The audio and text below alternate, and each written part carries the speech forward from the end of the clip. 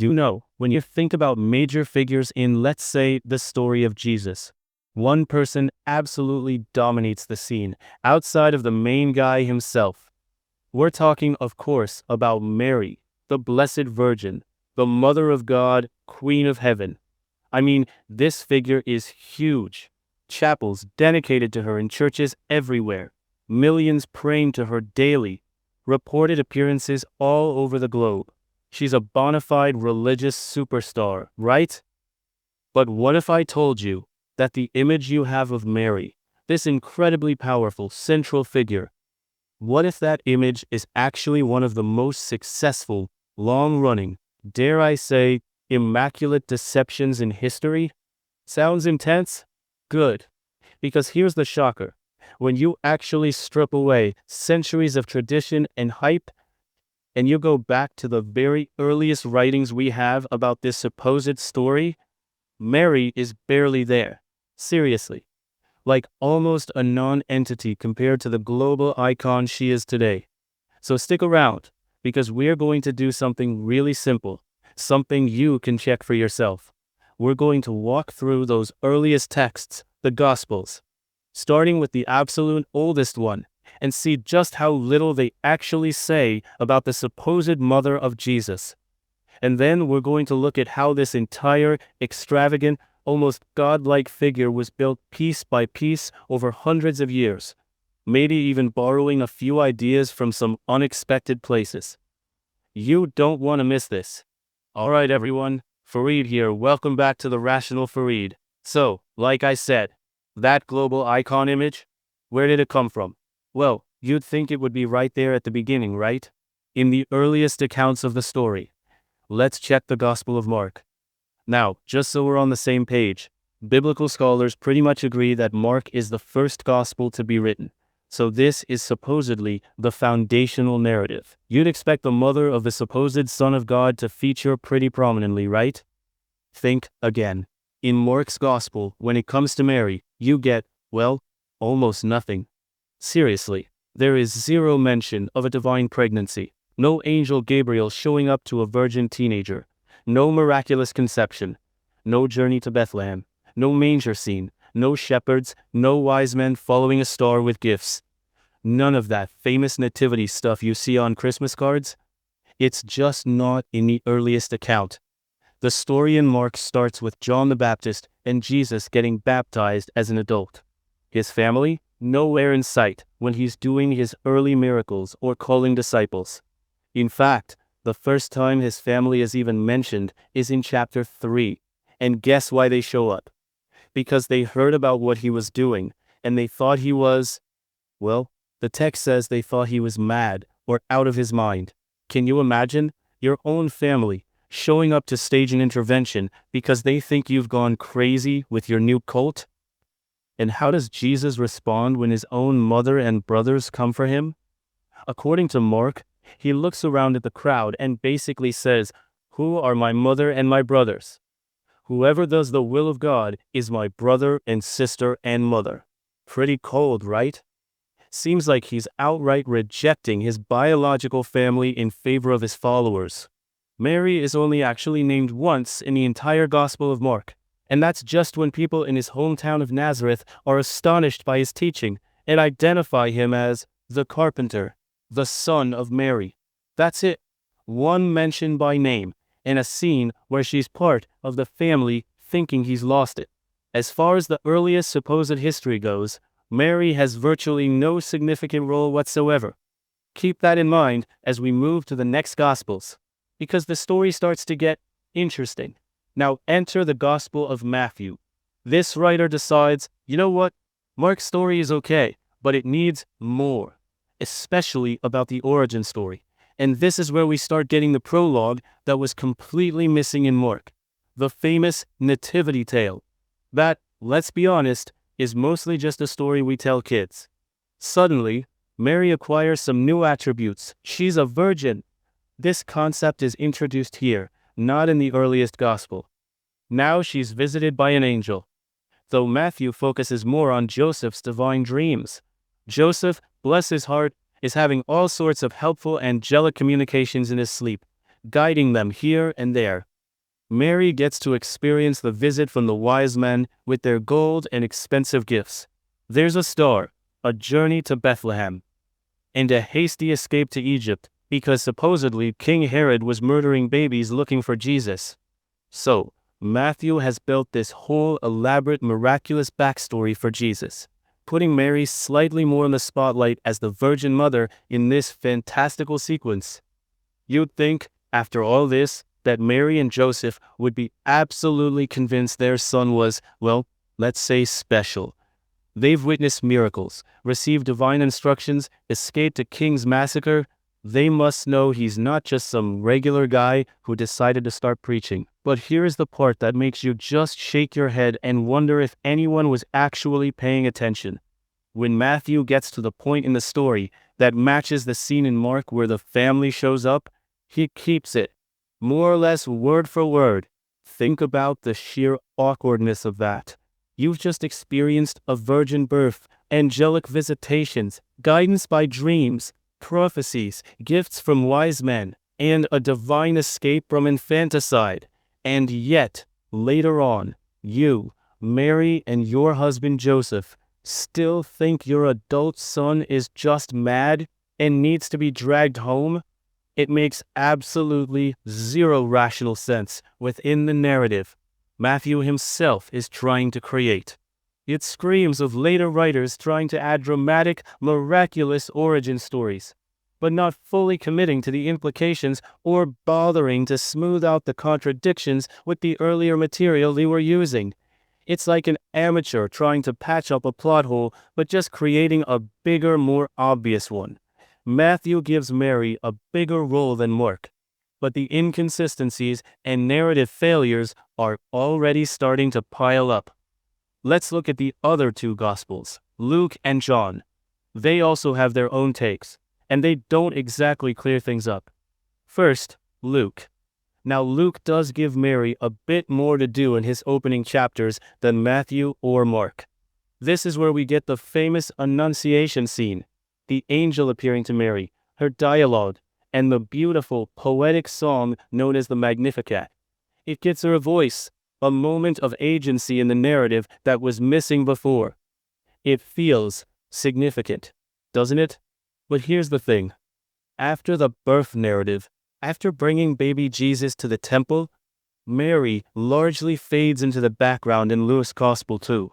She's mentioned occasionally, like when Jesus is found in the temple as a boy, but for the vast majority of Luke's account of Jesus' ministry, Mary is just not a major player.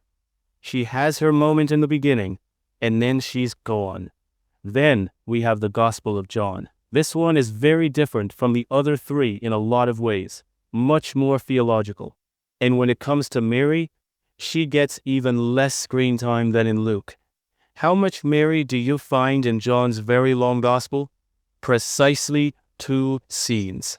There's the wedding at Cana, John chapter 2, where she tells Jesus they're out of wine, and his response is famously, well, kind of dismissive. Woman, what concern is that to you and me? My hour has not yet come. Not exactly the picture of a devoted son instantly obeying his saintly mother, is it? And the only other time she appears is right at the very end, standing near the cross. John chapter 19. So look at what we have across the 4 earliest supposed accounts. Mark gives us almost nothing. Matthew adds a miraculous birth, but creates logical contradictions. Luke gives her a starring role at the very beginning, and then she disappears. John gives her 2 brief appearances where one interaction is arguably a bit awkward. This is the textual basis for the massive worldwide devotion to the Blessed Virgin Mary. A handful of inconsistent mentions and varied origin stories across 4 different writers, none of whom portray her as a central, consistently significant figure throughout Jesus' life. The idea that the scriptures have very little to say about the supposed mother of the supposed Jesus, that checks out. The foundation for her later status is incredibly thin, which makes what happened next even more incredible, or perhaps incredibly deceptive. So, if the earliest sources paint such a minimal and contradictory picture, where did the superstar Mary come from? This is where the real Immaculate Deception unfolds. What is truly remarkable isn't anything Mary supposedly did in the Gospels, but the absolutely extravagant development of her character and life story in the centuries after the Bible was written. Her biography didn't just grow a little bit, it exploded. Early Christian writers, trying to flesh out their narrative and make it more appealing, started elevating her. We see inklings with people like Justin Martyr in the 2nd century, calling her a second Eve. An interesting theological idea, sure, but not exactly a scriptural rule. But it gets much bigger. Guess who became the templates for this new, improved, superpowered Mary? Oh, just some incredibly powerful, ancient goddesses like Artemis, the virgin goddess of Ephesus, where there was a massive cult center, and Isis from Egypt, often depicted with her divine child Horus. Yeah, funny how these new Christian ideas seem to borrow heavily from existing, wildly popular pagan deities, right? Pure coincidence, I'm sure. And with these new templates, her story had to be rewritten. Suddenly, Mary wasn't just a virgin when Jesus was conceived. She had to be a perpetual virgin. This, of course, created a problem. The Gospels clearly mention Jesus having brothers and sisters. So, the solution? Just awkwardly retcon them into cousins. Problem solved. By ignoring what the text actually says. They were done inventing a 2nd century text, which isn't even in the Bible, called the Proto-Evangelium of James, basically a piece of fanfiction, suddenly gives Mary parents named Joachim and Anne, and details a fictional early career serving in the Jewish temple. None of this is in the Gospels, but it became widely accepted tradition. Then comes the really big upgrade. In the 5th century, specifically at the Council of Ephesus in 431 AD, the church didn't discover new scripture. They actively decided that Mary wasn't just the mother of Jesus, the man. No, she was the mother of God. The Greek term they used was Theotokos, meaning God-bearer. And with that declaration, she officially acquired the character. She was given the title of the Queen of Heaven. Sound familiar? Like a goddess? Because that's exactly what she became in the eyes of millions, filling a similar psychological and cultural role to the goddesses who had been worshipped in these regions for millennia. This wasn't some truth suddenly revealed from the divine.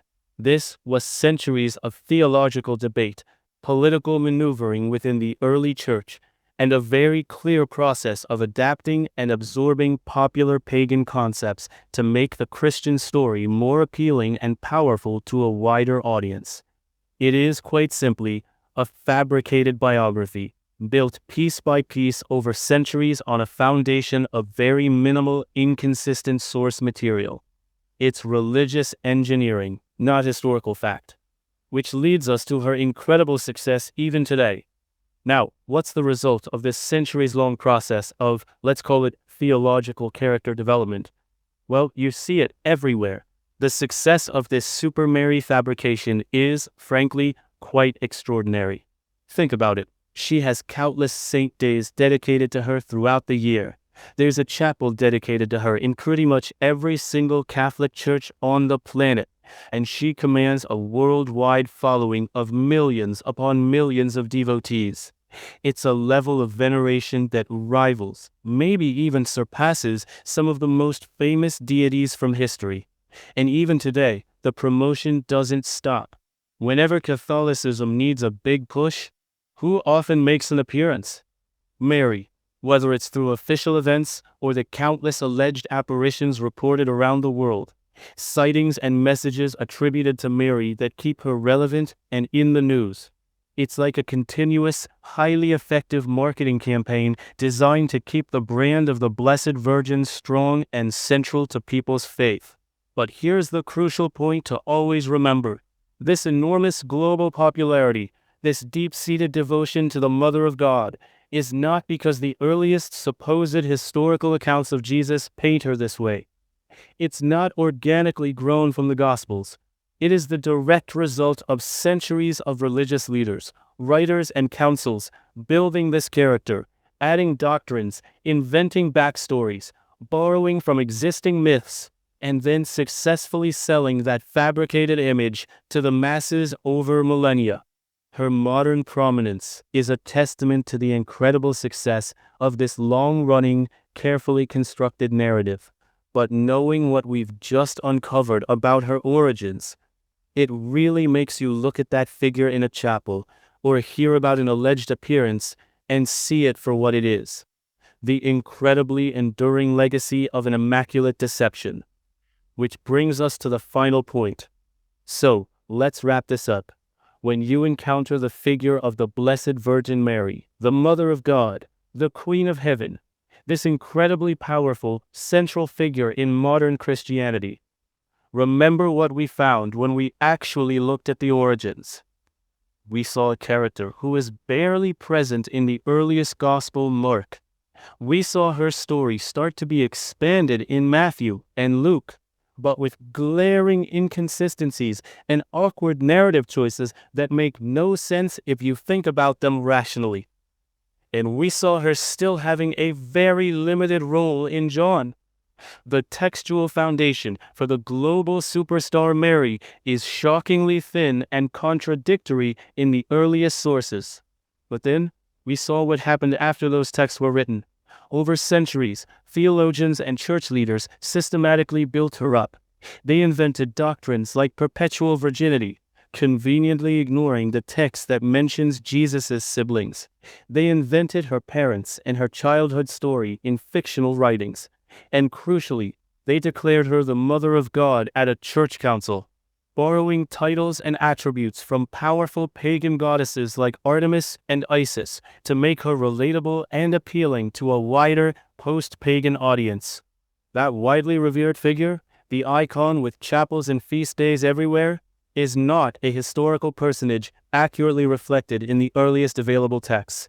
She is a masterpiece of theological storytelling, a product of centuries of cultural adaptation, political maneuvering, and deliberate mythological engineering designed to create a powerful symbol.